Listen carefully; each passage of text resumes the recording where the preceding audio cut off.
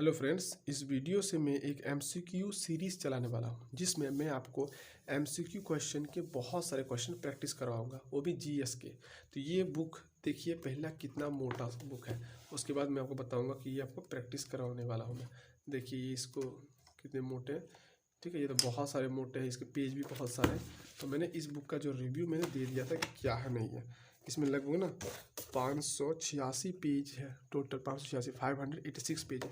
तो मैं इस बुक का पूरा रिव्यू दे चुका हूँ। तो मैं इस बुक में जितने भी एमसीक्यू है वो सबको मैं धीरे धीरे इसको प्रैक्टिस करवाने वाला हूँ। इसमें सिर्फ एमसीक्यू क्वेश्चन है, थ्योरी पढ़ने के लिए कुछ नहीं, सिर्फ एमसीक्यू क्वेश्चन है। तो मैं पूरा आपको ये धीरे धीरे प्रैक्टिस कराते रहूँगा, जिसमें आपका मतलब साथ होना बहुत ज़रूरी है। तो इसमें क्या है कि जीएस के जितने भी चैप्टर हैं सारे हैं चैप्टर वाइज। जैसे कि आप पहले इसका ये देख लीजिए कि विषय सूची, जैसे कि अभी हिस्ट्री है ना, भारतीय इतिहास, जैसे प्राचीन इतिहास यहाँ पर है, मध्यकालीन भारत यहाँ पर है। उसके बाद आप देखेंगे तो आप देख पाएंगे कि यहाँ पर आधुनिक भारत यहाँ पर है। फिर आप देख सकते हैं कि भारतीय राज्य व्यवस्था यहाँ पर है। फिर यहाँ पर भारतीय अर्थव्यवस्था यहाँ पर है। भूगोल देखिए कितना ज़्यादा चैप्टर में इसको कवर किया गया। तो ये जो सारे ना टॉपिक वाइज, देखिए सारे टॉपिक वाइज इसमें क्वेश्चन को दिया गया है प्रैक्टिस के लिए। मैं आपको दिखा देता हूँ, देख लीजिए।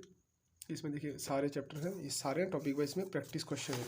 दिखाता हूँ मैं कैसे इसमें क्वेश्चन आते हैं। जैसे कि सबसे पहले जो यहाँ पर दिखाया गया ना हड़प्पा में, कि हड़प्पा में सबसे पहले हड़प्पा सिंधु सभ्यता है। उसी प्रकार देखिए यहाँ हड़प्पा है और इसके ऊपर एमसीक्यू क्वेश्चन है, एक क्वेश्चन 4 ऑप्शन। तो इसी तरह के एग्जाम में भी क्वेश्चन आते हैं, मैं जो आपको प्रैक्टिस कराऊंगा। तो इसमें लगभग आप देख सकते हैं कि लगभग 76 क्वेश्चन है, 76 इसमें क्वेश्चन है, ठीक है। फिर इसके बाद अगला टॉपिक है वैदिक संस्कृति। इसमें भी देखिए कितना क्वेश्चन है। इसमें तो लगभग आपको क्वेश्चन जो है वो 114 है। तो उसमें लगभग 70 क्वेश्चन है, इसमें लगभग 110 क्वेश्चन है। तो क्वेश्चन किसी में ज़्यादा किसी में कम है। तो अगर ये क्वेश्चन आप प्रैक्टिस करते हैं तो एग्ज़ाम में आपको बहुत ही ज़्यादा हेल्पफुल होगा। मतलब कोई भी एग्ज़ाम देंगे तो आपको बहुत ज़्यादा मदद होगा, क्योंकि थ्योरी पढ़ने के बाद आपको प्रैक्टिस तो करने पड़ेंगे। अगर आपके पास प्रैक्टिस बुक है तो उससे प्रैक्टिस कीजिए, और अगर नहीं है अभी तो आप इसी से कर सकते हैं, ठीक है। लेकिन बुक से प्रैक्टिस करना ज़्यादा अच्छा होता है, क्योंकि अपने से मतलब याद करेंगे, ढकेंगे, देखेंगे। लेकिन अभी अगर आपके पास दूसरा बुक है तो इससे भी कर सकते हैं और अपने बुक से भी कर सकते हैं। तो मैं कोई भी टॉपिक्स का प्रैक्टिस कराने से पहले मैं थोड़ा आपका रिवीजन करवा दूंगा। तो जैसे मैं इस चैप्टर का प्रैक्टिस कराऊंगा, ठीक है, हड़प्पा सभ्यता से चालू है। तो इसको मैं प्रैक्टिस कराने से पहले मैं आपको थोड़ा थ्योरी पढ़ा दूंगा। मतलब क्या है कि आपको थ्योरी तो पहले से थोड़ा सा पढ़ना पड़ेगा, या तो किसी बुक से पढ़ लीजिए, या किसी टीचर से पढ़ लीजिए, या यूट्यूब से पढ़ लीजिए, ठीक है। उसके बाद ये करेंगे तो ज़्यादा समझ आएगा। बाकी मैं अच्छा से समझाऊंगा, इसमें आपको दिक्कत आने नहीं दूंगा। तो अभी मैं ये प्रैक्टिस कराने से पहले आपका मैं इस इस चैप्टर का थ्योरी का मैं रिवीजन करवा देता हूँ, ठीक है। अगर आप कहीं पढ़े हैं तो बहुत अच्छा, अगर नहीं भी पढ़े हैं तो इस रिवीजन से आपको पूरा याद हो जाएगा, कॉन्सेप्ट भी समझ आ जाएगा। तो चलिए मैं आपको समझाता हूँ थ्योरी को और रिवीजन करते हुए। तो रिवीजन करने से पहले मैं आपको थोड़ा सा माइंड मैप कर देता हूँ कि डेट कहाँ पर। तो जैसे कि इतिहास है, इतिहास को 3 भागों में बांटा जाता है: प्राग ऐतिहासिक काल, आग ऐतिहासिक काल और ऐतिहासिक काल। तो थोड़ा सा मैं अंतर बता देता हूँ। इस काल में ना मतलब हमको जैसे इसके जो बारे में पता चलता है कि कैसे पुराने ज़माने में क्या क्या घटना घटी थी, तो सिर्फ हमको उत्खनन से पता चलता है। यानी इस काल में कोई भी हमारे पास लिखित साक्ष्य नहीं है, ठीक है। इसमें कोई भी लिखित साक्ष्य नहीं है। उत्खनन करते कोई लोहा मिल गया, कोई कुल्हाड़ी मिल गया, तो इसी से हम लोग पता चलते हैं कि ऐसा ऐसा काल था। जैसे कि पाषाण काल, मध्य पाषाण, नव पाषाण, ताम्र पाषाण, ठीक है। ये बहुत पुराना, फिर मध्य आया, फिर नव आया, फिर ताम्र आया। तो अलग अलग जैसे पत्थर यूज़ करना सीख गए, तांबा यूज़ करना सीख गए, उस अनुसार ये कालों के नाम पड़ा है। तो जब मैं इसका प्रैक्टिस करवाऊंगा तब मैं इसका रिवीजन करवाऊंगा। उसके बाद है आग ऐतिहासिक काल। इस काल में मतलब लिखित साक्ष्य तो मिलते हैं, लेकिन हम लोग उसको पढ़ ही नहीं पा रहे। क्या जो लिखा है वो पढ़ के समझ ही नहीं आ रहा, ठीक है। इस काल में लिखित साक्ष्य नहीं मिले, ठीक है। लिखित मतलब लिखा हुआ दस्तावेज कुछ नहीं मिला। तो इसमें कोई लिखा हुआ कुछ नहीं मिला, बस पुराने ज़माने के औजार वगैरह देख देख के पता करते हैं, पेंटिंग वगैरह। इसमें लिखा हुआ तो मिला, लेकिन उसका कौन सा जो भाषा है वो हम लोग पढ़ ही नहीं पा रहे। और इसमें लिखा हुआ मिला और हम लोग पढ़ भी लेते हैं, जैसे कि प्राचीन काल, मध्यकाल, आधुनिक काल, नेहरू काल और विश्व। तो ये जो प्राचीन है ना, हम लोग का एंशियंट है, जिसमें सारे जो मगध आते हैं, राजा महाराजा आते थे प्राचीन में। मध्य में वही मुगल लोग आएंगे, आधुनिक में अंग्रेज आएंगे, और नेहरू काल जो पंडित नेहरू उसके समय, और विश्व। तो ये तो हम लोग सब पढ़ते आ रहे हैं, ठीक है। तो हमको इसमें जाकर रिवीजन करने सिंधु सभ्यता है। तो इसमें लिखित तो मिला है, लेकिन हम लोग वो पढ़ नहीं पा रहे। तो चलिए सिंधु सभ्यता से हम लोग रिवीजन करते हैं। तो चलिए सिंधु सभ्यता से हम लोग रिवीजन करते हैं। तो सिंधु सभ्यता जो है इसका नाम ही क्यों पड़ा है, क्योंकि ये जो सभ्यता है ये सिंधु नदी के पास था, इसीलिए इसका सिंधु सभ्यता नाम पड़ा है।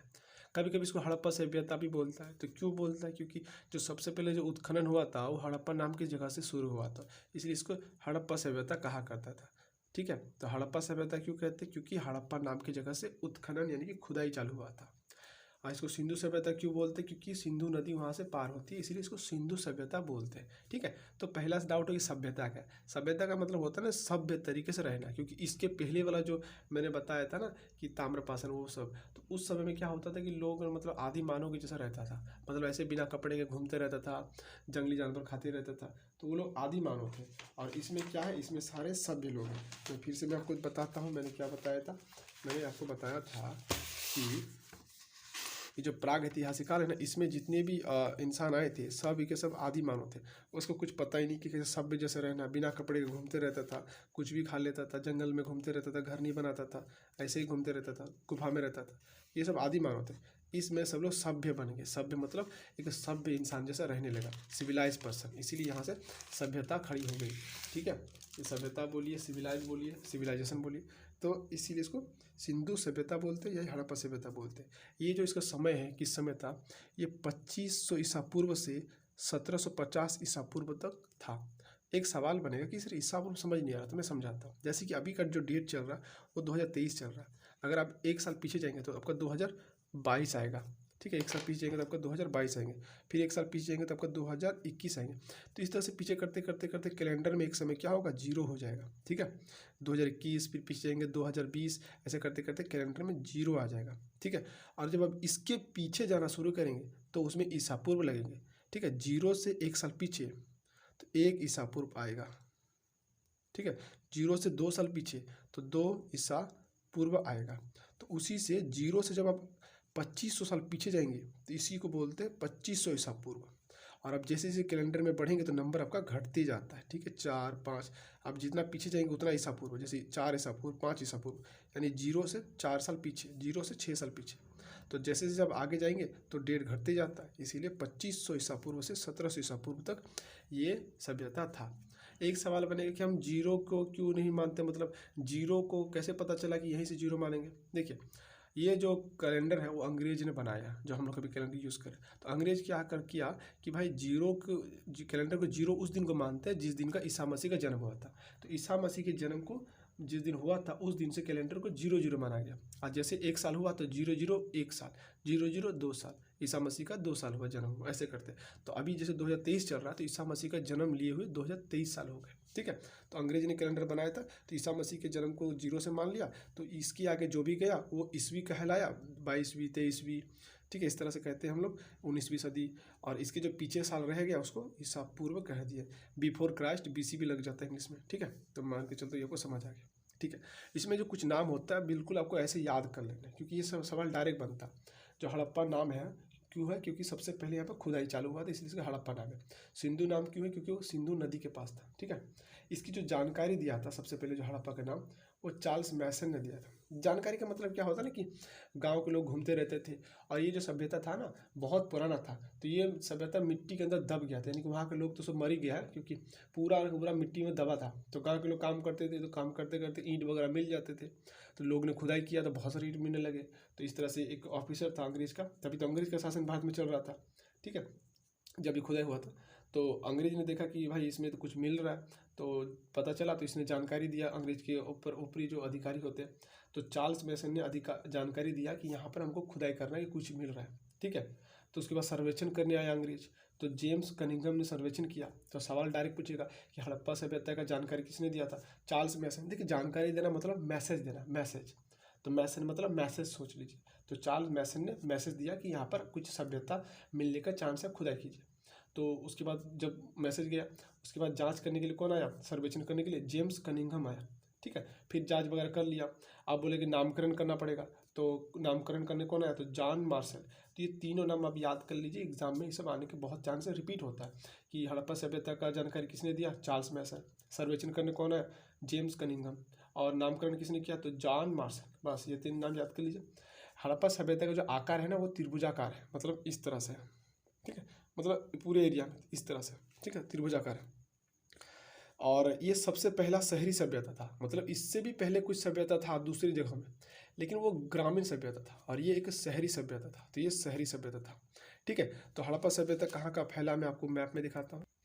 तो जो सिंधु सभ्यता था वो कहाँ का फैला था, तो उत्तर तक फैला था। उत्तर तक फैला था मतलब देखिए इधर तक, इधर जम्मू कश्मीर मैप में देख सकते इधर तक फैला था, ठीक है, यहाँ तक फैला था। तो उत्तर में यहाँ तक फैला था जम्मू कश्मीर की तरफ तक, तो ये उत्तर तक फैला था ऊपर में। और दक्षिण में आपका इधर तक फैला था, नीचे तक फैला था, नीचे तक, ठीक है। इधर दैमाबाद पुराना नाम है।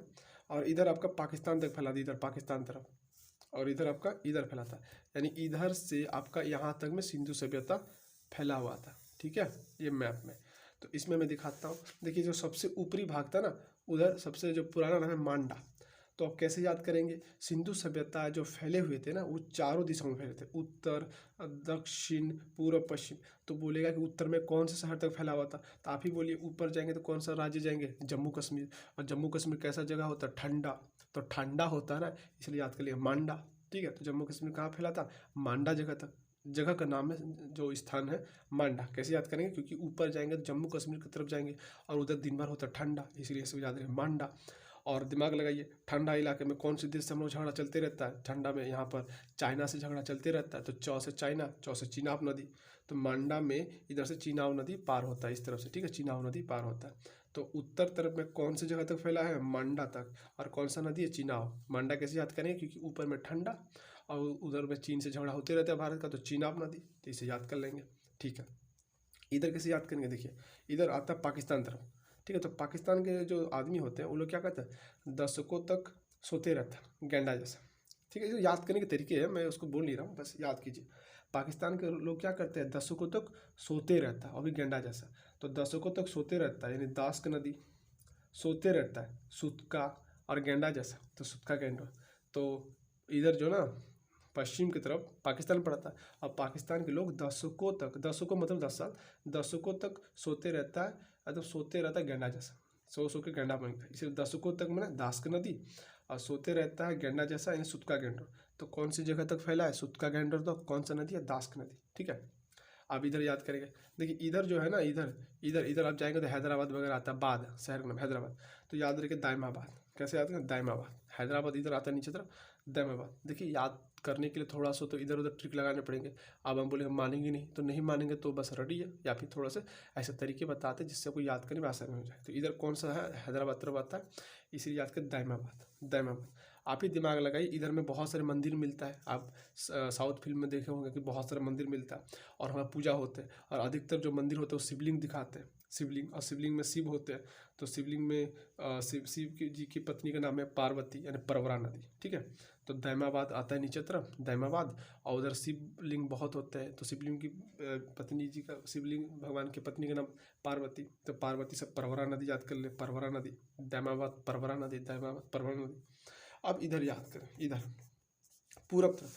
देखिए पूरब तरफ अगर जाएंगे तो इधर में ना हिंदू मुस्लिम को खूब ज़्यादा आबादी है, हिंदू मुस्लिम, इस तरफ हिंदू मुस्लिम में बहुत ज़्यादा भाईचारा देखने को मिलता है। तो याद कीजिए, उधर हिंदू भी है मुस्लिम में, तो हिंदू और मुस्लिम है, तो मुस्लिम है ना, तो मुस्लिम है ना आलमगीरपुर, आलमगीर, मुस्लिम से याद कर लीजिए आलमगीरपुर। और हिंदू भी है ना, हिंडल नदी, हिंडल नदी। मुस्लिम है आलमगीरपुर, आलमगीर, आलम मतलब मुस्लिम से रिलेट कर सकते हैं। और जो हिंदू भी है ना, तो हिंडल नदी, हिंडल नदी। फिर से बोल रहा हूँ मैं, ये मैं याद करने के थोड़े तरीके लगा रहा हूँ ताकि आपको याद हो जाए, क्योंकि आप याद तो कर लेते हैं, एग्जाम में ज़्यादा भूल जाते हैं ना, कि पूछ लेंगे मांडा बताइए कौन सी नदी में था, तो अब हिंडल करेंगे, परवरा करेंगे, दास करेंगे, भूल जाएंगे। तो इसको अब याद करेंगे और ये तरीका याद रखेंगे तो भूलेंगे नहीं। 4 ऑप्शन देगा तो आप एक ऑप्शन चुन ही लेंगे, क्योंकि अगर ये दिमाग नहीं लगाएंगे तो भूल जाते हैं। आपको याद रहता है कि अच्छा मांडा भी है, सूतका गंडर भी है, दायमाबाद भी है, आलमगीर है, लेकिन किधर है बस भूल गए, कौन नदी किधर चला जाए पता भी चले, इसे याद रखिए। मांडा क्योंकि ठंडा होता है ऊपर, इसलिए मांडा। चीन से लड़ाई होते रहते, चिनाब नदी। इधर में पाकिस्तानी लोग सोते रहता है दशकों तक, सोते सोते गंडा बन गया, तो दास की नदी, सूतका गंडा। इधर में होता है हैदराबाद, इसे दायमाबाद। इधर शिवलिंग बहुत होते हैं, शिवलिंग की शिव भगवान की पत्नी का नाम होता है पार्वती, इसलिए परवरा नदी। इधर में हिंदू मुस्लिम खूब, इधर काफ़ी ज़्यादा भाईचारा देखने को मिलता है, इसलिए आलमगीर और हिंडल नदी, ठीक है। उम्मीद करता हूँ आप समझ गए होंगे, आगे बढ़ते हैं। इसको याद करने के शॉर्टकट ट्रिक भी होते हैं, मतलब मैंने खान सर से देखा था कि शॉर्टकट दिए थे, मैं बता देता हूँ। बोलते हैं कि सम, सम मतलब होता है जोड़ना, सम इंग्लिश में सम मैंने जोड़ना, और ऐड का मतलब भी जोड़ना ही होता है। तो सम बराबर एडी, सम बराबर एडी। तो 100 से सुतका गेंडोर, म से मांडा, ए से आलमगीरपुर, डी से दैमाबाद। तो ये आप जगह का नाम याद कर सकते हैं, सुतका गेंडोर, सौ से, म से मांडा, ए से आलमगीर और डी से दैमाबाद। अगर आप ये याद कर सकते हैं याद कीजिए। और नदियों कैसे याद करेंगे, देखिए पहले के ज़माने में डच हमारे देश में कब्जा किया था, लेकिन अभी नहीं है। पहले डच भारत में कब्जा करता था, जैसे अंग्रेज आए थे ना, उस तो डच भी एक देश था, मतलब यूरोप का देश था, तो इधर कब्जा करने आया था लेकिन चला गया। तो यही याद कीजिए, डच है पर अभी नहीं। तो इस तरह से डच है पर अभी तो नहीं है ना। तो सौ से सुतका गेंडोर, और सुतका गेंडोर कौन सी नदी में, डास्क नदी, म से मांडा, चिनाब नदी, आलमगीर, हिंडल नदी, दैमाबाद, प्रवरा नदी। तो इस तरह से भी याद कर सकते हैं अगर लगता है, या फिर ऐसे भी याद कर सकते हैं। देखिए ट्रिक से भी याद कर सकते हैं, लेकिन अगर ट्रिकें भूल गए तो, क्योंकि इतने ट्रिक हो जाते कि ट्रिकें भूल जाते, इसीलिए मैंने इसको रिलेट कर दिया। अब देखिए मैं आपको बताता हूँ कि हड़प्पा सभ्यता में ना कुछ जो धातुएं मिली मैं उसके बताता हूँ, ठीक है। हड़प्पा सभ्यता में उपयोग किए गए बहुत से धातु, तो एग्जाम में डायरेक्ट पूछ लेता है आपको, कुछ चार में से एक ऐसा धातु देगा जो इसमें से है, और चार धातु तीन ऐसे धातु देगा जो नहीं है। मतलब ऐसा सवाल देगा कि बताइए इनमें से कौन सा धातु हड़प्पा सभ्यता में उपयोग नहीं हुआ था। तो आप सारे याद कर लीजिए, जो भी देते रहेगा आप छांट देंगे कौन आया नहीं आया। तो इसको एक ट्रिक तरह याद कर सकते हैं। सोचता सिटी, सोचता सिटी, सौ से सोना धातु मिल यूज़ करता था ये लोग, चौ से चांदी, चांदी धातु यूज़ करता था, तौ से तांबा, सोचता से सोना, चांदी, तांबा, सी से सीसा और टी से टीन। तो ये धातु वो लोग यूज़ करते थे। अगर आप ये ट्रिक से याद कर लेंगे तो एग्जाम में आपको ऑप्शन देगा कि बताइए इनमें से कौन सा धातु हड़प्पा लोग यूज़ करते थे या नहीं करते थे। तो ऑप्शन से आप छाड़ देंगे कि अच्छा ये था। तो ये सब याद कर लीजिए। अब हम चलते आगे। जो सबसे ज़्यादा जो हड़प्पा सभ्यता जो क्वेश्चन बनने के चांस है वो यही लिस्ट है, इससे आपको याद करने पड़ेंगे, ठीक है। तो देखिए कैसे याद करने। देखिए मतलब इसमें क्या है कि स्थान, मतलब उस जगह का नाम, और उस जगह के पास से कौन सा नदी पार होता है वो आपको याद करने पड़ेंगे। मतलब कौन सा नदी पार होता है और वो कौन से देश में अभी पड़ता है, और उसकी जो उत्खनन करता है उसके बारे में पता किसने किया था वो आपको याद करने। तो देखिए इतना तो ट्रिक बनाएंगे तो खुद ही भूल जाएंगे। 10-12 मतलब 12-13 जगह है, लेकिन मैंने इसको छांट के लगभग 11 रखे हैं जो मतलब सवाल बनने के चांस है। तो ऊपर के जो नाम है इसी में सवाल बनने के चांस है, जैसे जैसे नीचे जाता है सवाल बनने के चांस घटते जाता है, ठीक है। थोड़ा रोपड़ आ सकता है, तो सबसे ज़्यादा सवाल इसी में से बनता है, ठीक है। तो ऐसे ऐसे सवाल बनता है, आपको बोलेगा कि हड़प्पा जो स्थान है वो कौन सी नदी के पास है, तो रावी। हड़प्पा के खोजकर्ता कौन है, दयाराम साहनी। ऐसा सवाल बनता है। तो मैं इसको पढ़ाता हूँ और इसको मैं याद भी करवा दूंगा साथ के साथ, मतलब ध्यान से सिर्फ इसको देखते रहिए। देखिए हड़प्पा जो जगह है वो रावी नदी के पास है, और ये कौन से देश में पड़ता है, पाकिस्तान के पंजाब जिले के पास। ये ब्रैकेट में जो भी सब जिला है और ये देश है पाकिस्तान के जिले के पास। और इसके जो, और जिसकी पाकिस्तान के पंजाब जिले में, और इसके जो उत्खनन करता है वो दयाराम साहनी है, ठीक है। तो मैं इसको थोड़ा सा याद करने के तरीके बताता हूँ। देखिए कैसे याद करें। पाकिस्तान, तो पाकिस्तान जो देश है ना, वहाँ के लोग ना क्या करते हैं, लोगों की ज़मीन वगैरह हड़पते रहता है। पाकिस्तान में लोग ऐसे ही करते हैं, हड़पते रहता है। तो पाकिस्तान में लोग क्या करता है, हड़पते रहता है, दूसरों का चीज़ हड़पते रहता है। तो ये तभी हड़प पाएगा जब वो कमज़ोर के ऊपर हावी हो जाएगा। पाकिस्तान के लोग क्या करते हैं, दूसरों की चीज़ हड़प लेते हैं, ज़मीन ज़्यादा हड़प लेते हैं। ये तभी हड़प पाएगा जब उसके ऊपर हावी हो जाएगा। हावी हावी होकर जब हड़प लेगा तो अब आम आदमी क्या करेगा, सिर्फ दया कर सकता है, कुछ कर नहीं सकता, सिर्फ दया कर सकता बस। तो पाकिस्तान में हड़पता है ज़मीन, तो पाकिस्तान में हड़पता है यानी हड़प्पा सभ्यता, और हड़पने के लिए वो लोग हावी हो जाता है, हावी हो जाता है यानी रावी नदी। रावी नदी हड़पने के बाद आपको सिर्फ दया आता है, यानी दयाराम साहनी। डेट यहाँ पे लिखा है 1921, ठीक है, समझ गए। तो हड़प्पा नदी है, हड़प्पा जगह है, रावी नदी के पास पाकिस्तान में है, दयाराम साहनी। क्या बताएं, पाकिस्तान के लोग हड़पते रहता है लोगों की ज़मीन, और हड़पने के लिए हावी हो जाता है कमजोरी के ऊपर, कमजोर के ऊपर हावी होकर हड़प लेता है। जिससे क्या होता है, आम आदमी देख को बड़ा दया आता, लेकिन कुछ कर भी नहीं पा रहा। इसीलिए यहाँ से याद करेंगे, हड़प्पा नदी हावी से रावी नदी, हड़प्पा जगह हावी बोले थे, रावी नदी, हड़प्पा रावी नदी में है, पाकिस्तान में है, और दयाराम साहनी ने इसके खोज करता है 1921। अब चलते हैं मोहनजोदड़ो। देखिए जहाँ भी दौड़ो, दौड़ो दौड़ो दिखेगा समझिए पाकिस्तान है, क्योंकि दौड़ो मतलब दौड़ भाग तो पाकिस्तान लोग करते रहते हैं दिन भर। अब यहाँ से याद कीजिए। देखिए पाकिस्तान में जो है, पाकिस्तान में यह है कि मोहन, मोहन एक नाम, हिंदू नाम है, हिंदू हिंदू हिंदू नाम। तो हिंदू नाम है, तो हिंदू नाम से सिंधु, तो तो हिंदू लोग सिंधु नदी यूज़ कर रहा है। पाकिस्तान में अगर आप हिंदू है ना तो आप लोग वो दौड़ा देगा, समझ रहे हैं। पाकिस्तान में हिंदू लोग को दौड़ाते रहता है, पाकिस्तानी लोग ना, पाकिस्तानी लोग हिंदू को दौड़ाते रहता है। तो मोहन एक हिंदू है तो पाकिस्तान दौड़ा देता है, दौड़ा देता है और दौड़ाता है, चूँकि पाकिस्तान हिंदू है, दौड़ाते रहता है। तो हिंदू है तो सिंधु नदी, हिंदू से सिंधु नदी। और देखिए मोहन एक कृष्ण भगवान है, ठीक है, मोहन कृष्ण भगवान होता है। और मोहन जी की जो सबसे ज़्यादा जो पूजा करते हैं ना वो दास लोग खूब करते हैं। दास मतलब एक टाइटल होता है, मतलब ये बंगाल तरफ मिलता है दास, जैसे कि कुछ भी नाम दास लगा देते पीछे। तो ये राखाल दास बनर्जी, तो ये बंगाली टाइप का नाम लगता है, राखाल दास बनर्जी। और बंगाली लोग खूब ज़्यादा पूजा करते हैं कृष्ण भगवान का। तो कृष्ण भगवान का तो दूसरा नाम मोहन है, मोहन, ठीक है। तो समझ रहे, फिर से बोल रहे हैं, मोहन एक हिंदू है इसीलिए वो सिंधु नदी में पूजा करेगा। अब मोहन एक हिंदू है, हिंदू को खूब पूजा कौन करता है? बनर्जी लोग, राखालदास बनर्जी, राखालदास बनर्जी। अगर आप हिंदू है और पाकिस्तान में रहते हैं तो पाकिस्तान वाला आपको क्या करेगा? दौड़ा देगा, दौड़ा देगा। तो मोहन जोदड़ो सिंधु नदी में, पाकिस्तान में, और राखालदास बनर्जी, ऐसे याद कर लेंगे। फिर से मैं बताता हूँ, मोहन एक हिंदू है इसीलिए इसकी पूजा दास लोग खूब करते हैं। राखालदास बनर्जी लोग हिंदू है इसलिए सिंधु नदी में नहाएगा, मतलब हिंदू से सिंधु। और अगर हिंदू है और पाकिस्तान में है तो आपको लोग दौड़ा देगा, तो मोहन से जोदड़ो। चलिए, मैं उम्मीद करता हूँ समझ रहे होंगे। और इसको एक दो बार अपने से भी करेंगे ना तो शुरू में आपको लगेगा कि अटपटा लगेगा, लेकिन इसको एक दो बार कर लेंगे ना, पहले आप इसको अच्छे से एक बार पढ़ लेंगे, जैसे तैसे याद कर लेंगे, फिर इस ट्रिक से दिमाग लगाएंगे। तो एग्जाम में जब सवाल लेंगे ना तो 4 में से एक ऑप्शन आप चुन ही लेंगे, एकदम कोई शक ही नहीं, गलत होगा नहीं। जब मैं प्रैक्टिस कराऊंगा ना तो आप अपने दिमाग में आ जाएगा ट्रिक, ठीक है। तीसरे में चलते हैं।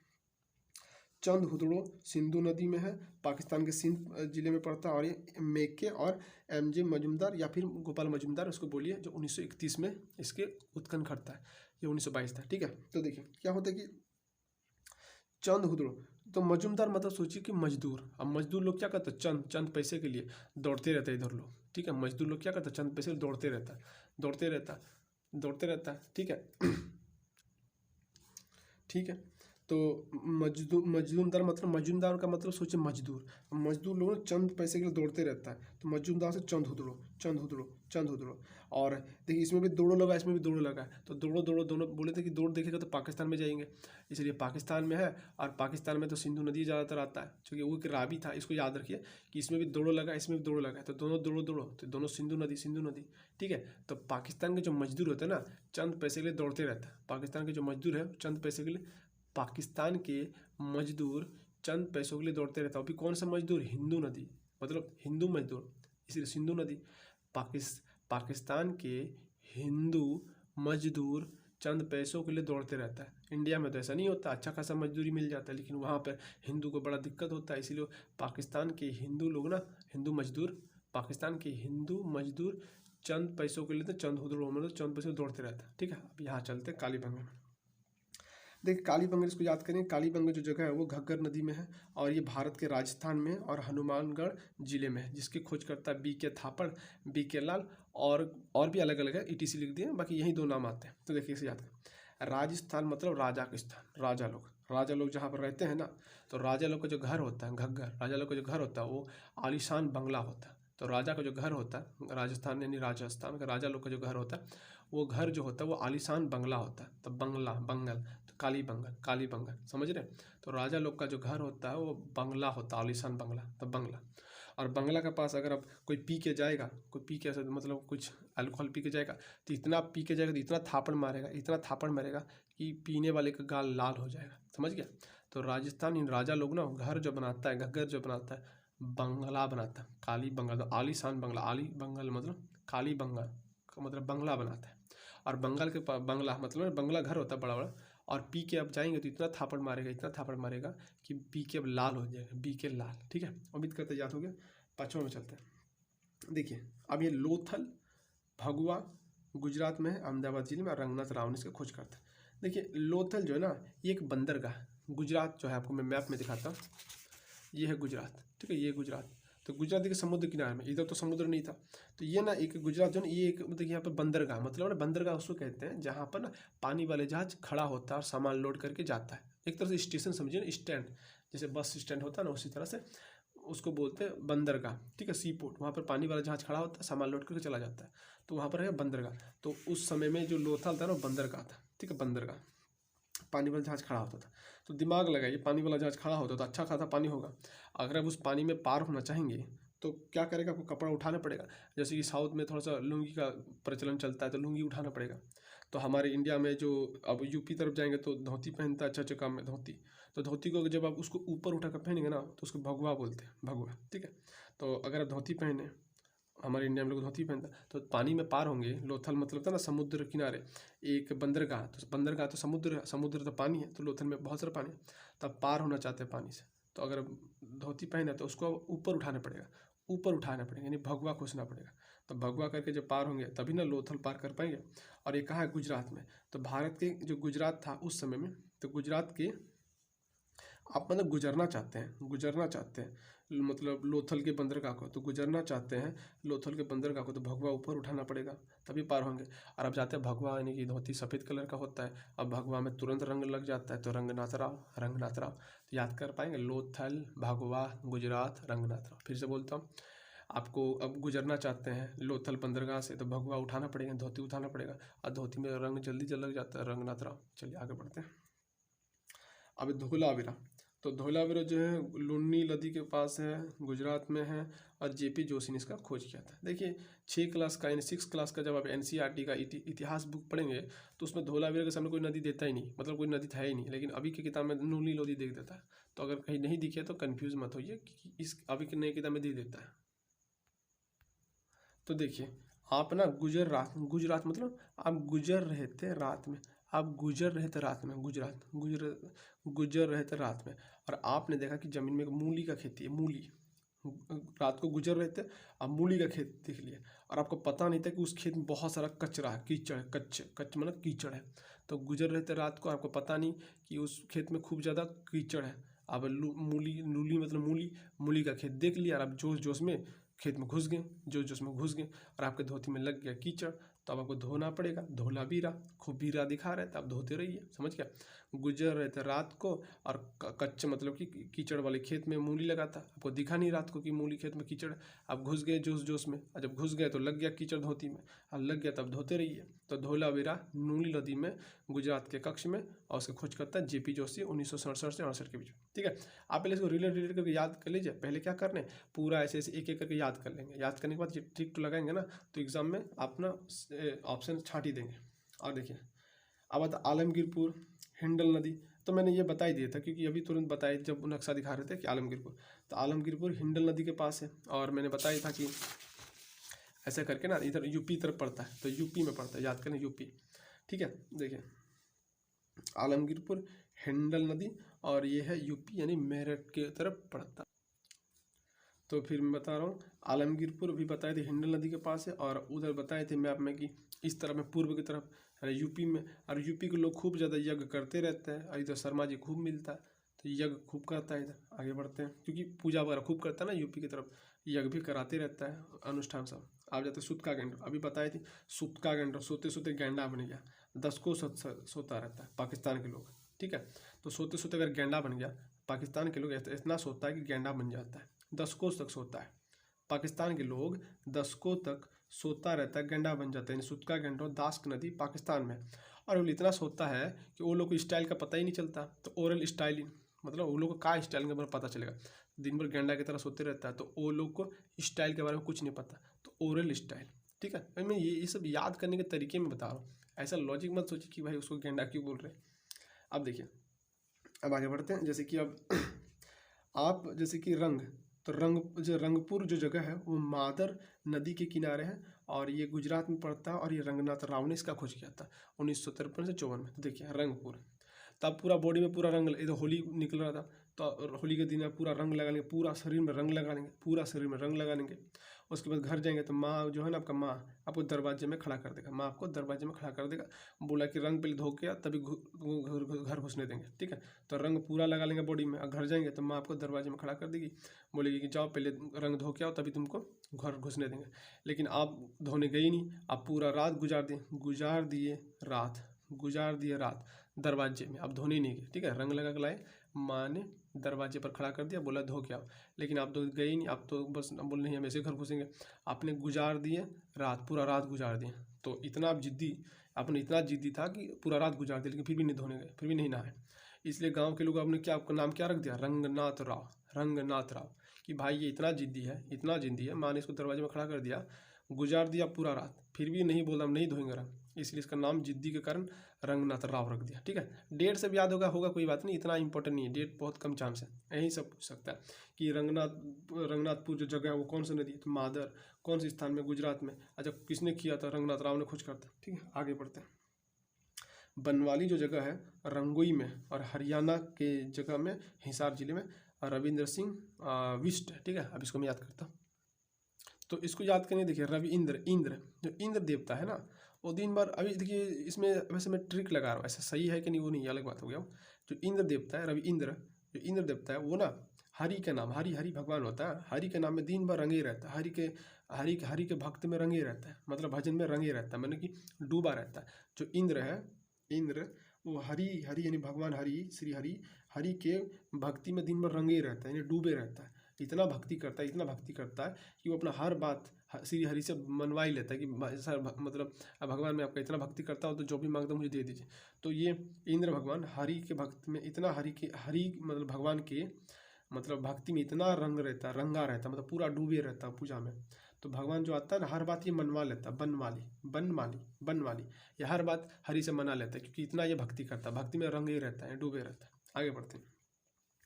रोपड़ जगह सतलज नदी में है, पंजाब के रोपड़ जगह में, और जगदत्त शर्मा। अब देखिए इसको कैसे याद करेंगे। सतलज मतलब सोचिए सौतेली होता ना कि और रिश्तेदार में सौतेली, तो आपका सौतेली से झगड़ा हो गया था, लेकिन फिर भी अपने सौतेली को अपने घर में यज्ञ हो रहा था बुला ली कि आओ मेरा घर में यज्ञ देखो। आपने अपने सौतेली को अपने घर बुलाया और यज्ञ दिखाया, सौतेली को यज्ञ दिखाया कि यज्ञ में शामिल करवाया, उसको पूजा करवाया। उसने ये देख के शर्मा गई कि सही भाई मैं कितना झगड़ाली थी, कितना झगड़ा लगती थी, लेकिन इसने मुझे अपने घर में यज्ञ करवाई, वहाँ पर बैठा के दिखाई, तो ये शर्मा गई, और शर्मा के क्या हुई, रो पड़ी। तो याद हो जाएगा, सौतेली को अपने यज्ञ में बुलाया, इतना मतलब उसमें भावुक हो गया शर्मा के, वो रो पड़ी। तो रोपड़ सतलज नदी में है, जगदत्त शर्मा ने खोज किया, और ये पंजाब के। चलिए अब हम यहाँ से फिर से आगे बढ़ते हैं। तो हमने बात कर ली कि कौन सा स्थान कौन सी नदी के पास है और कौन से जगह में पड़ता है, और वो उसके खोजकर्ता के नाम। ठीक है, तो उससे बहुत सारे सवाल बनते हैं।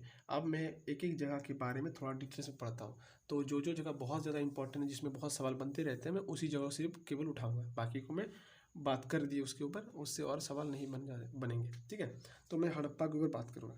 तो हमने अभी बात की थी हड़प्पा का जो खोज हुआ था 1921 में, इसके बारे में उत्खनन हुआ था। ठीक है, 1921 में, और इसके जो खोजकर्ता वो दयाराम साहनी थे। कैसे याद करने थे मैंने बताए थे, और ये रावी नदी में बताए थे ना कि पाकिस्तानी लोग दूसरों की ज़मीन हड़प लेता और हड़पने के लिए हावी हो जाते। ठीक है, पाकिस्तान के लोग दूसरों की ज़मीन हड़पते रहते हैं और हड़पने के लिए गरीबों के ऊपर हावी हो जाते हैं, और ये देख के आम जनता सिर्फ दया कर सकता, कुछ नहीं कर सकता। तो हड़प्पा पाकिस्तान में है, हावी यानी कि रावी नदी, और हावी होने के बाद हम लोग सिर्फ दया कर सकते हैं, इसलिए हड़प्पा सभ्यता दयाराम साहनी ने खोज किया था और रावी नदी के पास है। आगे बढ़ते हैं। तो यहाँ पे कुछ सामान मिले थे जिसके आपको लिस्ट याद करना पड़ेंगे। तो देखिए हड़प्पा यानी हड़पने का जो काम होता है ज़्यादा गरीब के ऊपर होता है, तो अमीर को तो आप हड़प नहीं सकते, गरीब को हड़प सकते, तो यहाँ पे सिर्फ गरीबी वाली सामान ही मिलेंगे। तो सबसे पहले कुम्हार का चाक, तो हड़प रहता तो वहाँ पर गरीब लोग रहता था, तो वहाँ पर एक कुम्हार रहता था। कुम्हार जो मिट्टी का सामान बनाते उसको कुम्हार कहते हैं। ठीक है, तो कुम्हार का चाक था, तो कुम्हार के चाक ने किया कि बहुत सारे उसने मिट्टी के बर्तन बनाए, और इतना बर्तन बेचा कि इतना पैसा हुआ, उस पैसे से उसने क्या किया, अन्नागार बना लिया। बोलते कि मैं भाई मेरे पास बहुत सारा पैसा हो गया, तो चलो मैं एक अन्नागार बना लेता हूँ, यानी अनाज रखने का घर बना लेता हूँ, क्योंकि पैसा रखेगा तो चोरी हो जाएगा, इसलिए उसने घर ही बना लिया, इसलिए अन्नागार बना लिया। अब जब अन्नागार बना लिया, अब देखता है मैं घर तो बना लिया, लेकिन अब जिसमें अनाज रखूँगा तो चोरी हो जाएगा, तो इसलिए उसने श्रमिक आवास बना लिया, एक घर बना लिया रहने के लिए।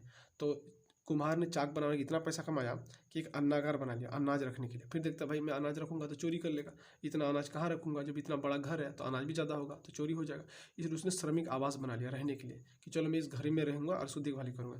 और जब ये सब बना लिया तो घर का उद्घाटन तो करना पड़ेगा, पूजा तो करना पड़ेगा, तो एक मातृ देवी की मूर्ति लेके आ गया, तो ये चार याद हो जाएंगे। उसने इतना चाक से इतना बर्तन बनाया मिट्टी का, बहुत पैसा कमाया, तो पैसे रखने से चोरी हो जाए इसलिए घर बना दिया। तो क्या घर बनाया, अन्ना का घर, अन्ना मतलब अनाज रखने का घर बना दिया। और जब घर बना दिया तो देखते कि मैं अनाज रखूँगा तो मेरा अनाज ही चोरी हो जाएगा, इसलिए उसने श्रमिक आवास बना दिया, रहने का घर बना दिया। और जब इतने नए नए घर बन गया तो उसको पूजा भी करना पड़ेगा, इसलिए उसने मातृ देवी की मूर्ति लेके रख दिया कि भाई अब मैं मूर्ति रख दूँ, कोई इसमें चोरी नहीं करेगा। ठीक है, तो जब इतना चीज़ हो गया, अब क्या होता है कि आप काम तो करना पड़ेगा। आप काम करने के क्या बना, उसने लकड़ी का एक ओखली बनाया। ओखली क्यों बनाया, क्योंकि अनाज तो घर में रख दिया, तो अनाज को किस में पीसेगा, तो ओखली चाहिए। और चूँकि खुद ही मिस्त्री है, मतलब वो कुम्हार का चाक सब बर्तन बना लेता है, तो ओखली भी बना ही सकता है। इसने लकड़ी का ओखली बना लिया। ओखली मतलब ऐसा सामान होता है कि भर के इसमें कुछ अनाज भर के कूटा जाता है, ठीक है, पीसा जाता है, इसको ओखली बोलते हैं। तो इसने एक ओखली बना लिया, और ओखली में क्या किया कि मैं अनाज को कूटूंगा, ठीक है, वो तो बना लिया। लेकिन देखते कि भाई मेरा इतना कीमती जो मैं अनाज को कूट कूट के रखूँगा तो कोई चोरी ना कर ले, तो किस में रखेंगे। अब बक्सा बनाएगा तो लोग बक्सा को भी लेके चल जाएगा, तो ऐसा चीज़ क्या बनाए जिससे लोग छुएगा भी नहीं, मतलब देख के डर जाएगा। तो उसने क्या बनाया, लकड़ी का ताबूत बना दिया। सोचा ताबूत में जो कीमती कीमती जो अनाज है ना उसको भर के रखूँगा, क्योंकि अगर बक्सा में भरता है तो लोग बक्सा को भी लेके भाग जाएगा। इसीलिए उसने क्या लकड़ी का ताबूत बना दिया, ताकि कोई ताबूत वगैरह छुएगा नहीं। ताबूत जिसमें ना मरे हुए बॉडी को भर के ले जाया जाता है, ठीक है, ताबूत मतलब मरे हुए लोगों को भरा जाता है कॉफिन, तो ताबूत बना देता कि कोई इसको देख के मतलब भाग जाएगा कि इसको क्यों ले भाई, ये तो मरने वाला सामान है, इसको ताबूत बना दिया। आज जब ताबूत बनाया तो सामने मतलब पास के कब्रिस्तान था, तो कब्रिस्तान वाले को पता चल गया, तो क्या किया, बोलता भाई तुम ये जो बनाया है ना वो हमें दे दो, हमको कब्रिस्तान में काम आएगा। तो वहाँ पर RH-37 नाम का कब्रिस्तान भी मिलता है, तो वो लोग लेके जा रहा था। तो वो बोल रहा कि भाई इसमें तुम क्यों ले जा रहा है, क्या कारण बता दो। तो मतलब जब कब्रिस्तान वाले इस ताबूत को ले जा रहे थे, तो जो कुम्हार है बोलते भाई तुम इसको क्यों ले जा रहा है, तुम्हारे पास तो बहुत सारा ताबूत है, तुम मेरा क्यों ले जा रहा है। तो बोलते भाई स्पेशल ताबूत है, इसमें हम लोग मतलब स्पेशल लोग को सुलाएंगे, मतलब लेटाएंगे। तो बोलते किसको लेटाएंगे, तो गुस्से में बोलते कि जाओ हाथी का कपाल, हाथी का कपाल भरेंगे, तुमको क्या लेना था, ऐसे बोल के चला गया गुस्सा में। बार बार पूछ रहे हैं कि भाई किसको लेटाए किसको लेटाएगा। अरे जाहिर सी बात है, जब ताबूत ले जा रहा है तो इंसान को भरेगा, लेकिन कुम्हार बार बार पूछ रहा है भाई किसको लेटाए किसको लेटाए। तो बोल दिया कि जाओ हाथी का कपाल भरेंगे, बड़का सा कपाल भरेंगे। तो कुम्हार ने भी बोल दिया ठीक है, हाथी का कपाल भरेगा ना, तो ये तो धार्मिक चीज़ है, उसके ऊपर एक स्वास्तिक चिन्ह भी लगा देना। स्वास्तिक चिन्ह इस तरह से कुछ होता है, मतलब हिंदू धर्म में इस तरह से इधर से या शायद इधर से घूमता है, उसको देखना पड़ेगा, ठीक है। तो बोला स्वास्तिक चिन्ह लगा दें। तो अगर ये आप कहानी याद करेंगे तो सारी याद हो जाएगा। मैं फिर से बोलता हूँ, हड़पने का काम हमेशा गाँव देहात में होता है। तो वहाँ पर एक मतलब क्या था, एक गरीब था, कुम्हार था, जो मिट्टी का बर्तन बनाता था। इतना बर्तन बेचा, इतना बर्तन बेचा, इतना पैसा हुआ, देखता कि पैसा अगर रखेंगे तो चोरी हो जाएगा। तो क्या करेगा, अन्नागार बना लिया, अनाज का घर बना लिया। बोला कि मैं घर बना लेता हूँ और जो भी पैसा होगा उससे अनाज खरीदूँ तो भर दूंगा। तो अनाज का घर बना लिया। फिर बोलता मैं अगर अनाज भरूंगा तो चोरी कर लेगा, क्योंकि खूब पहले चोरी होता था। इसलिए उसने श्रमिक आवास बना लिया, घर बना के रहने लगा। फिर बोलता भाई घर तो बना लिया, पूजा भी करना पड़ेगा, तो मातृ देवी की मूर्ति ला के पूजा कर दिया। अब बोलता अनाज तो हो गया, अब अनाज को मैं कूट के मैं बाजार में बेचूंगा। तो जो कीमती वाले जो अनाज है उसको कूटेगा, तो कूटने के लिए उसने एक लकड़ी का ओखली बना लिया। इस तरह से ओखली बनता है, गाँव में ओखली होता है कूटने के लिए, ठीक है। ओखली बना लिया। अब कूट के बोलता कि भाई रखूंगा कहाँ, इतना कीमती कीमती मेरे पास अनाज है, कोई चोरी ना कर ले। तो बोलता है कि मैं क्या बनाऊँ, अगर बक्सा बनाता हूँ तो लोग चोरी कर लेगा। इसलिए उसने ऐसा चीज़ बनाया कि कोई इसको छुएगा नहीं, तो इसलिए लकड़ी का ताबूत बना दिया कि इसको कोई छुएगा नहीं। जैसे ताबूत बनाया, गांव में हल्ला हो गया कि इसने ताबूत बनाया। तो गांव में कब्रिस्तान के जो टीम है वो उठ के आया, RH-37 नाम का टीम आया। बोलता भाई तुम मुझे ये दे दो ताबूत। तो ताबूत लेके जा रहा है, तो कुम्हार बोल रहा है कि भाई इसका क्या करेगा। तो बोला कि हमको जो काम आता वही करेंगे। बार बार पूछ रहा है भाई क्या करेगा क्या करेगा। इसने गुस्से में बोल दिया कि हाथी का कपाल भरेंगे, तुमको क्या लेना देना, हम ले जा रहे हैं, ठीक है। तो गुस्से में बोला हाथी का कपाल भरेंगे। तो कुम्हार भी बोल दिया भाई हाथी का कपाल भरेगा तो स्वास्तिक चिन्ह भी लगा देना, धार्मिक काम हो जाएगा। तो इस तरह से आप इसको याद कर लेंगे। आगे बढ़ते हैं मोहनजोदड़ो में।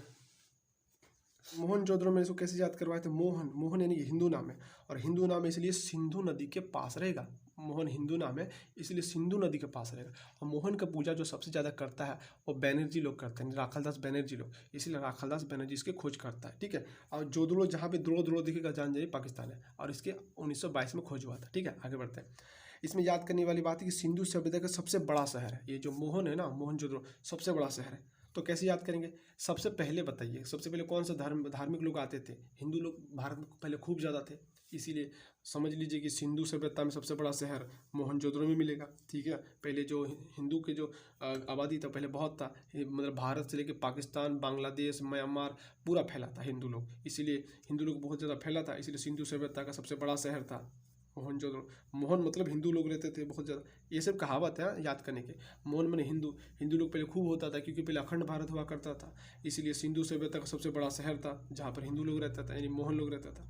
यहाँ पर मृतकों का बहुत बड़ा टीला भी है। तो कैसे याद रखेंगे, देखिए अभी बताए थे कि मोहनजोदड़ो पाकिस्तान में, अब पाकिस्तान में तो बिना मतलब गोली चलते रहता है, तो बिना मतलब गोली चलेगा तो इंसान मरते रहेगा, इसलिए मृतकों का बहुत बड़ा टीला है। अरे टीला का मतलब मरा हुआ खूब इंसान था, वहाँ पर खूब इंसान मरा हुआ था, मतलब दफनाया हुआ। जब खोजा तो बहुत इंसान मरा हुआ मिला मिट्टी के अंदर से, तो इसलिए वहाँ पर मृतकों का बहुत बड़ा टीला है। क्यों टीला, क्योंकि मोहनजोदड़ो पाकिस्तान में, और पाकिस्तान लोग क्या करता है, दिन भर गोली चलाते रहता है, इसलिए क्या होता है कि इंसान भी बहुत मरता है, तो मृतकों का बहुत बड़ा टीला बन गया। अब इसमें कुछ याद करते हैं जो वस्तु मिला है। देखिए, मोहन मतलब हिंदू नाम है, हिंदू नाम है इसलिए यहाँ पर सिर्फ हिंदू के बारे में हमको जानकारी मिलेंगे। तो बताइए, हिंदू मतलब पूजा पाठ कौन करेगा, पंडित या पुरोहित?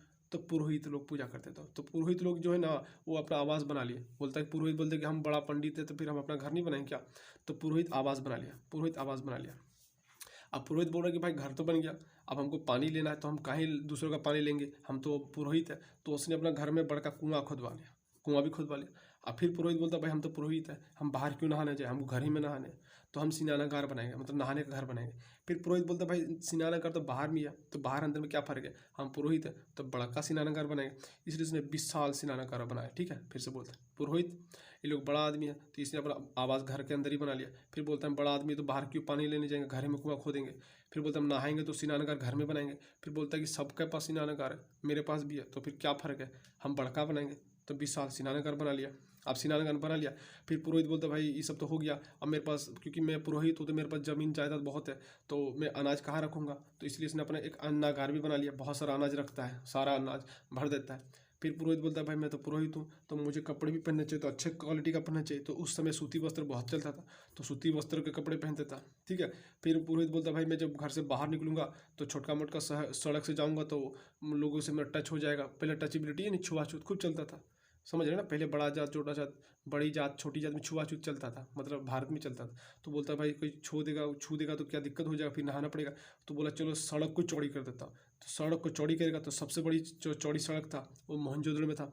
फिर बोलता है कि भाई सड़क को चौड़ी करूँगा तो पैसा तो खर्चा होगा, तो मैं अपने पॉकेट से क्यों दूंगा, सबके पास पैसा लेता हूँ। तो उसने एक सभा बनाया, सभागार बनाया, सभागार मतलब सभा बनाया। बोलता है कि भाई सब पैसे दो, सब पैसा दो, सड़क को चौड़ा करेंगे। तो यहाँ तक कहानी फिर से बोलता हूँ, पुरोहित है तो आवास अपना बना लिया, पुरोहित बड़ा आदमी, कुआं अपना खुदवा लिया। बोलता हम घर ही में नहाएंगे, तो बड़का स्नानघर बना लिया। फिर बोलता अनाज भी मेरा ज़्यादा है तो अनाज का घर बना लेते हैं, अन्नाघर बना लिया। फिर बोलता हम तो पुरोहित हम अच्छा कपड़ा पहनेंगे, ऐसा फटा कपड़ा क्यों पहनेंगे, तो सूती वस्त्र पहनता था। फिर घर से निकलता था तो बोलता कि पतली सड़क है, कोई छू देगा हमको, कहीं गंदगी है क्या है। तो बोलता सड़क बड़ा करेंगे, तो सड़क बड़ा करेगा। अब सड़क बनाकर पैसा चाहिए, अपना पॉकेट से पैसा लगाएंगे नहीं। तो बोलता चलो सभा करते हैं, सभागार लगाया, सभागार मतलब सभा करने की जगह। अब बोले कि सब थोड़ा थोड़ा पैसा दो और सड़क बने, सब पैसा दिया। फिर एक आदमी उठ के बोल दिया कि पुरोहित अगर आप पूरा पैसा खा गए तो हम कैसे विश्वास करेंगे। पुरोहित बोलता कि जो पशुपति शिव है ना, मैं इसके सामने वचन देता हूँ कि मैं पैसा नहीं खाऊंगा। तो गांव के लोग बोला ठीक है मान लेते कि आप पैसा नहीं खाएंगे, तो कुछ आप पहले आप दान दीजिए। तो पुरोहित ने कांसे का नर्तकी दान दिया, कुछ कांसे का सामान था वो दान कर दिया। फिर पुरोहित बोलता है कि देखो मैंने कांसे का नर्तकी दान दिया, तो तुम लोग दान दो। तो चूंकि पुरोहित तो एक ही था, तो एक ही कांसे का नर्तकी दान किया। और गांव बोले तो बहुत से, तो सारे गांव बोले तांबा दान करने लगे, पूरा तांबा देने लगा। इतना तांबा दे, इतना तांबा दे कि तांबा का ढेर हो गया, तांबा का ढेर हो गया। तो अब याद कर लेंगे, मोहनजोदड़ो, मोहन हिंदू नाम है, इसलिए राखादास बनर्जी लोग खूब पूजा करता है। जोदड़ो यानी दोड़ो, दोड़ो पाकिस्तान में खूब चलता है, दोड़ो मतलब पाकिस्तान, तो पाकिस्तान में अब पाकिस्तान लोग खूब गोली मारते रहता है, तो मृतकों का टीला बन गया। ये सबसे बड़ा शहर है, क्योंकि हिंदू तो अभी बहुत हुआ करते थे, और ये हिंदू है इसीलिए पुरोहित होगा। पुरोहित होगा तो पुरोहित का अपना कुआं तो अपना नहाने का घर मतलब स्नानागार, फिर अन्नागार अपना अनाज रखने का बड़का घर, सूती वस्त्र पहनता था, सड़क चौड़ा रखता था कि छुआछूई नहीं हो जाए। फिर सभा बनाया, बोला पैसा दो सड़क बनाएंगे, अपना पैसा क्यों लगाएंगे। फिर सभा में लोग बोला कि आप पे क्यों विश्वास करें, पैसा खा जाएंगे। तो उसने पशुपति शिव के सामने वचन दिया। फिर बोला वचन से काम नहीं चलेगा, आप कुछ दान कीजिए। तो कांसे का नृत्य की दान किया। फिर पुरोहित बोलता हम ही क्यों दान करेंगे, तुम भी करो। तो सब लोग इतना तांबा दान किया कि तांबे का ढेर हो गया। तो ये सारे सामान मोहनजोदड़ो के स्थान से मिलता है। ठीक है, बोलेगा कि पुरोहित का आवास कौन से स्थान से मिलता है, मोहनजोदड़ो की हड़प्पा, तो मोहनजोदड़ो, ऐसे करके इसको याद कर लेंगे। ठीक है, अगर आपको दूसरा तरीका अच्छा लगता है तो उससे भी याद कर सकते हैं। अब ये आखिरी बचा है गोपाल मजूमदार यानी MJ मजूमदार। मजूमदार मतलब मजदूर। मजदूर जब पाकिस्तान के जो मजदूर है, हिंदू मजदूर है, वो लोग क्या करते रहता है, पैसे के लिए, चंद पैसे के लिए दौड़ते रहता है। तो गोपाल मजूमदार चंद पैसे दौड़ता है, तो चंद हुदरो। ठीक है, तो मतलब पाकिस्तान के हिंदू मजदूर, हिंदू माने सिंधु नदी में जो मजदूर है, सिंधु यानी हिंदू मजदूर जो है वो चंद पैसे दौड़ते रहता है। तो हिंदू से सिंधु नदी, गोपाल मजूमदार, चंद हुदड़ो, ठीक है, तो दौड़ते रहता। आप बताइए मजूमदार मतलब मजदूर। तो मजदूर जो होता है, क्या मजदूर के घर के चारों पास बाउंड्री होता है, बाउंड्री का मतलब दीवार, मतलब घर तो बना लिया और बाहर से दीवार भी घेर दिया। इस दीवार को कहते हैं दुर्ग। ठीक है। दुर्ग मतलब होता है कि एक दीवार से बाउंड्री घेर दिया, तो मजदूर लोग के घर में दीवार कैसे रहेगा, इसीलिए वहाँ पर एकमात्र दुर्ग रहित शहर, इस शहर में दुर्ग था ही नहीं, यानी इस शहर में घर तो था लेकिन ऐसा बाउंड्री से घेरा हुआ नहीं था। बाकी जितने भी शहर है सब में दुर्ग था, मतलब शहर को चारों तरफ से दीवार से घेरा हुआ था, लेकिन इस शहर में कोई भी घिरा था ही नहीं, क्योंकि ये मजदूर लोग का घर है। मजूमदार मतलब मजदूर, मजदूर लोग चंद पैसे के दौड़ते रहता है, मजदूर चंद, और मजदूर कौन, हिंदू मजदूर यानी सिंधु नदी, ठीक है। और ये लोग इसलिए एकमात्र दुर्ग, जहाँ पर दुर्ग रहित शहर, दुर्ग था ही नहीं, दीवार था ही नहीं। अब यहाँ पर मिले वस्तु पहनते समझते, देखिए लेगा मजदूर। अब मजदूर वही होता है जब बहुत ज़्यादा खर्चा होता है, ठीक है। मजूमदार मतलब मजदूर। अब मजदूर उसी को कहते हैं जिसके पास पैसा बचता ही नहीं, क्योंकि इन लोग के पत्नी लोग इतना खर्चा करवाती है, इतना खर्चा करवाती है कि ये मजदूर बन गया। तो खर्चा कहाँ करवाती है, देखिए ये सब वस्तु खरीदते रहता है, दिन भर इन लोग का पत्नी लोग खरीदते रहता है, इसलिए मतलब सारा सामान खरीद के खुद मजदूर बन गया, ठीक है। गोपाल मजदूर बन गया। तब पढ़ते हैं कि क्या क्या सामान खरीदवाती थी लोग की पत्नी सब।